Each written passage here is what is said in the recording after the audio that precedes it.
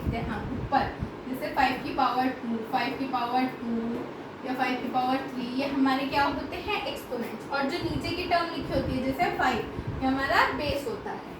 ठीक है, अब हम इसमें ये करना सीखेंगे कि इसको कैसे लगाते हैं या खोलते हैं। चलो देखते हैं 1.1, right the base of the exponent. अब देखो 2 की पावर कितनी दे रखी है 4, तो क्या मैं इसको ऐसे भी लिख सकती हूँ 2 इंटू 2 इंटू 2 इंटू 2।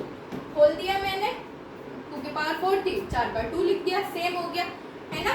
ऐसे ही सब में जितनी पावर लिखी है उतनी बार खोलते चले जाना है। सेकेंड में फाइंड द वैल्यू ऑफ, अब इसमें वैल्यू पूछी है 2 6 से, तो 2 into 2 into 2 into 2 into 2 into 2, 1 2 3 4 5 6, 2 2 सा 4, 4 2 सा 8, 8 2 सा 16, 16 2 सा 32, 32 इंटू 2, तो जो हमारा आंसर आएगा, जैसे मान लो हमारा आंसर आ गया 32 इंटू 2, 2 2 4 6 64 आ गया जैसे हमारा आंसर, तो हमारा 64 क्या होगा, इसकी वैल्यू होगी।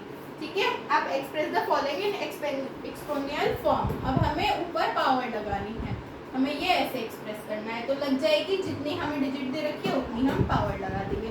क्या करेंगे, 4 बार 6 है, 1 2 3 4, तो 6 की पावर 4 हो जाएगा। इसे भी एक्सपोनेंशियल पावर में वो करना है, कर देंगे।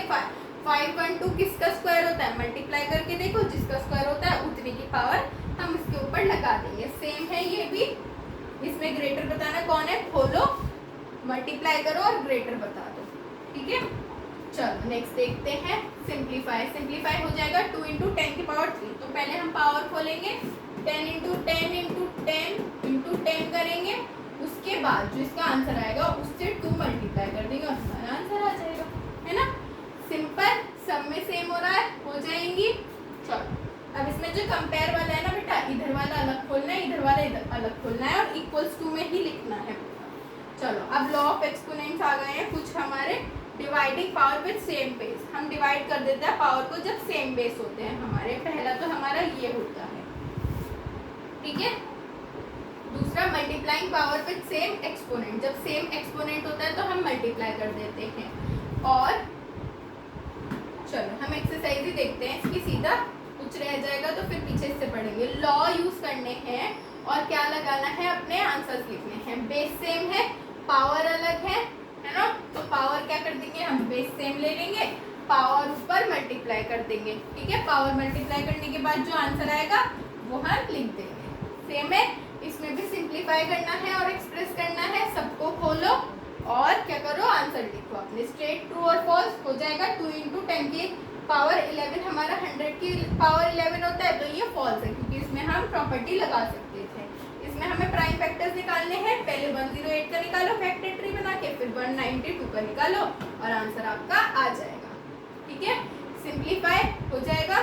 चलो next exercise 11.3, right the following number in expanded form. Expanded form लिखनी आती है, जैसे हमने बचपन में जितनी डिजिट उतने 0 प्लस लगा के उतनी लिखते चले जाओ। अब ये दे रखी है हमें, ये एक्सपेंडेड फॉर्म में लिखनी है तो लिखी जा सकती है। मैं ऐसे लिख दूंगी 8 इंटू 10 की पावर 4 है तो 10 into 10 into 10 into 10 plus 6 into 10 into 10 into 10, ऐसे हम पूरे एक्सपेंड करके आंसर लिख देंगे इसका। इसमें सिर्फ कुछ नहीं है, एक्सपेंडेड फॉर्म और वैसी फॉर्म्स दे रखी है हमें, इसके अलावा कुछ नहीं है। ठीक है, express the number appearing third में भी हमें सेम सा करना है, स्टैंडर्ड फॉर्म में लिखना है, मतलब जितने जीरो होंगे उतनी हम ऊपर पावर लगा देंगे। Express the following appearing the following statement in standard form, ये भी स्टैंडर्ड फॉर्म में लिखनी है, हो जाएगी। जितने जीरो उतने वो लगाते चले जाओ और स्टैंडर्ड फॉर्म जैसे ये लिखी है ना, ऐसे कन्वर्ट हो जाएगी। तो यहाँ पे ये आपका चैप्टर फिनिश होता है। Thank you.